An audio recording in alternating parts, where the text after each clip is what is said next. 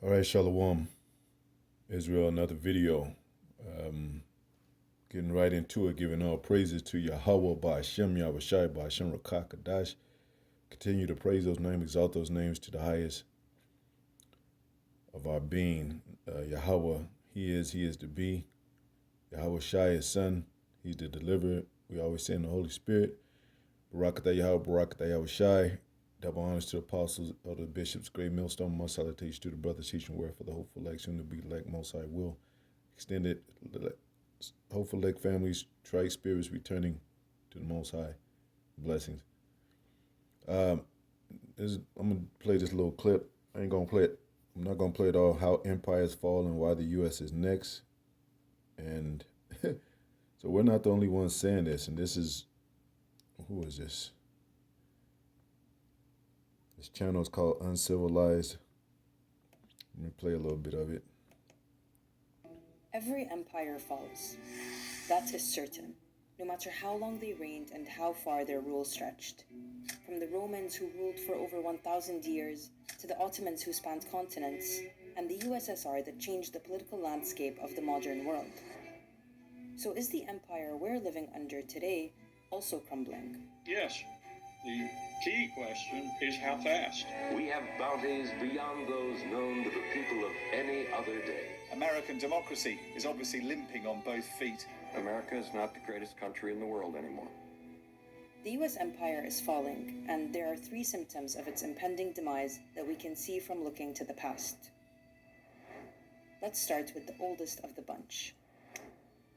These videos are made possible by our supporters on Patreon. If you'd like to help us tell more stories like this, you can become a paying member through the link in the description. Now back to the video. The Roman Empire oversaw the lives of millions of people. Remnants of its great reign still stand in cities across the world, a testament to their reach and influence in the lands they conquered. Never has Rome been greater or stronger than now. But then, after 1,000 years of domination, it fell. And just like Rome wasn't built in a day, it didn't fall in one either. Instead, the fall of the Roman Empire was death by 1,000 cuts. But there's one factor in particular we're going to look at. Let's look at some of those they just named. Domination. It fell. And just like Rome wasn't built in a day, it didn't fall in one either. Instead, the fall of the Roman Empire was death by 1,000 cuts. Over reliance on slave labor, that's America. Barbarian overexpansion, all these is American. What did it say? Barbarian. Damn it. I gotta catch it. Let's go a little slower. By 1,000 cuts. Barbarian invasions. Corruption. Rise of the Byzantines. That's when we came in. Byzantine Empire. That's just Eastern Rome. But there's one factor in particular. Okay, let me go back to the speeding up. Normal speed. What is that? We're going to look at internal decay. At the height of its Internal decay, that's happening in America. Infrastructure. grandeur and its glory, a civilization so powerful it could never be conquered from without. Yet it found the seeds of its destruction within itself. There was a huge disparity between the lives of the elite and the commoners. Now, you know they mainly talking about Rome, and apostles, the elders keep telling you this is Rome all over again. Reincarnation of Rome, extension of Rome. And it's funny how they, highlight that, emphasize that in here, similar to the talk of America's fall. Rome's elites lived in grand estates, hosting lavish, decadent banquets where they'd feast on peacock tongue and wine from naked waiters. Every one of these senatorial families has holdings all over the Roman Empire. They're the equivalent of small multinational corporations. And they even got the wealthy founding fathers carved out in Mount Rushmore. So they have these very similar fashions of Rome, the Colosseums and everything, the gladiators and everything. In a way that is impossible for us to understand. The poor lived a very different reality.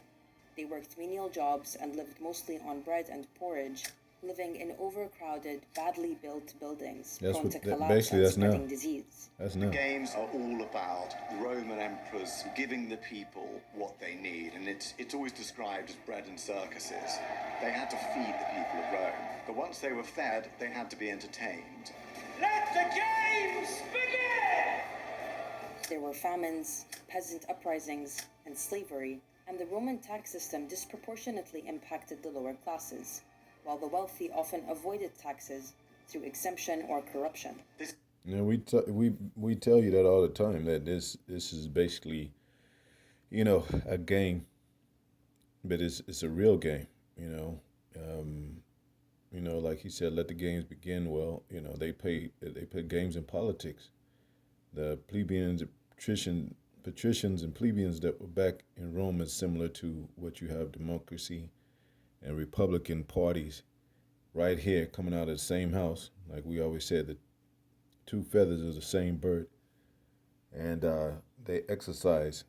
And, now that Trump has signed executive orders, this will allow him, not that he wasn't allowed before, but he got the people's interest enough to where they see him as this fit president, leader, whatever, to dictate America's next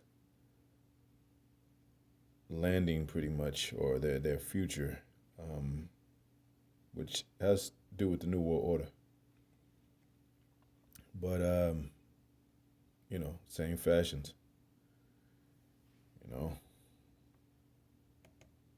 This is now a new era. A dragon that spake like a lamb. Of Roman history. Rome is no longer what it was. Rome is in decline. The middle class was shrinking, and the economy became increasingly polarized between the very rich and the very I'm gonna be stopping a little bit. The middle class is shrinking now. Right here in America. poor, all fueling resentment and instability. So what does this tell us about the US? Home they've always dreamed of. The happiest investment they have ever made. The middle class was once a symbol of the American dream. It meant owning your own home with a white picket fence, a car, kids going to school, a perceived ease and quality of life that couldn't be found anywhere else in the world, and that anyone could achieve so long as they worked hard enough. We are a prospering people, wherever we live, or earn our livelihood. But for the past few decades, that's all become increasingly out of reach for lots of Americans. Some people skipping meals because they simply can't afford it. The number of people experiencing homelessness in a single night went up 12%. Every year, hundreds of thousands of people are literally asking for donations to afford medical treatment. Our roads and bridges are crumbling, our airports are out of date, and the vast majority of our seaports are in danger of becoming obsolete. So Americans struggling to afford groceries. So, and with this, this drug epidemic that they plant with the flying into the planes of drugs of every kind, affected the Edomites too, because they like drugs too, just as much as what has been put on the Negroes and the other tribes, the Latinos also. They got drinking problems. They got, these social problems. They got mental problems. So, they decline as well. The difference is our people are more immune to it. But them, they trip out. And it affects their whole family, which, they wanted to live comfortable lives here. And, there's also that, like it says here, the middle class, they were middle class, but, the middle class, like I said, you middle class, I don't know, it probably more today, but the last time I looked it up, which was maybe a couple of years ago. The middle class is you got to make 50,000, quarter of a mil every year, yearly income. That's considered middle class, but I'm pretty sure that's changed. But if so, even their middle class was rich to Jake compared to what Jake would make. So you have an elite system, which a core elite system, a core banking family, which would go with the shares going to, your what do you call it? They used to call it sharecroppers during slavery, but they're now sharing shares, gaining profit by what's that word, man? I'm looking for through these companies, but I'm looking for that word. I can't think of it right now. And that's why Trump is saying "Make America Great Again." They know the inside things. They know the infrastructure. They know, that's why it says internal decay. So we're not the only ones saying that America's going to fall, man. And you don't have to really even say it. You could just look at it. Have a detrimental homeless problem that affects all society, disease rate going up, divorce rate going up. Not only divorce among Negroes, blacks, so-called blacks and so-called Latinos, but high divorce rates among Edomites, so-called white people. And then you got the flooding of immigration. You got the flooding of foreigners coming here. And, they have to, you don't know what they're about, and then you still, even through some of those factors, you have drug affiliation and connection, to radicals that live on the other side, which, and unfortunately, sometimes it's our people, own people, but, they do magnify that. They do ostracize. Is that a word? Ostracize.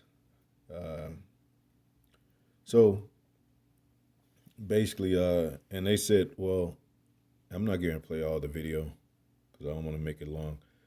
Going to close out with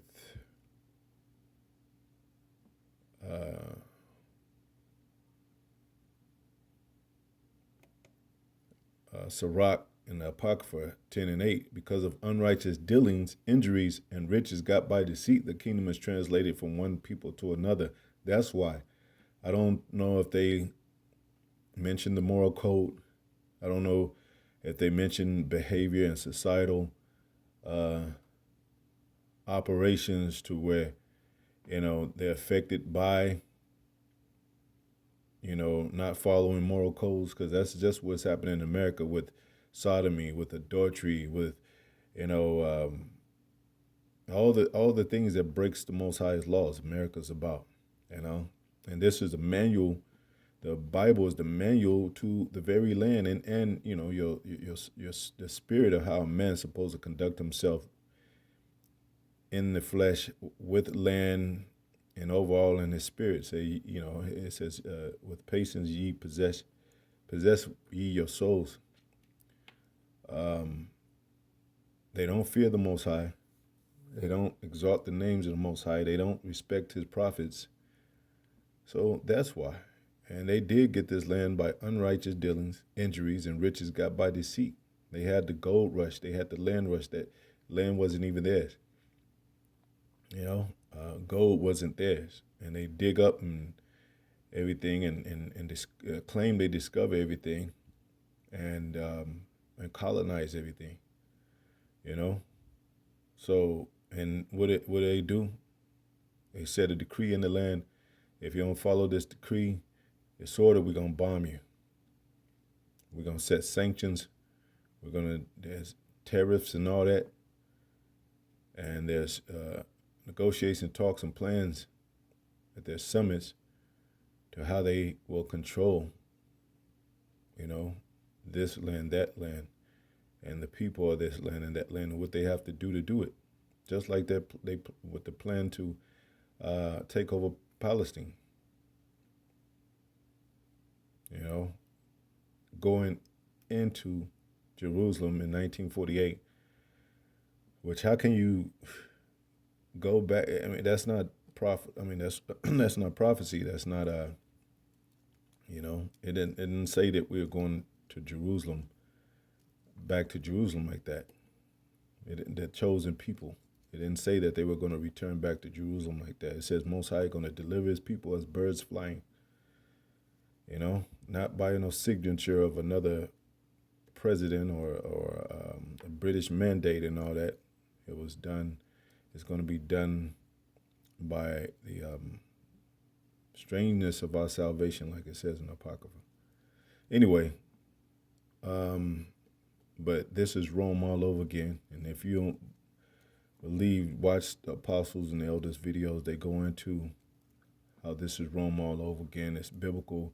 It's prophecy. It's written all over America, you know, as if you could spiritually see. And that's what we keep telling you. You have to have the spiritual eye, the spirit, the Holy Spirit to see these things. So, yeah. Anyway, hopefully that's fine to the next video. Shalom.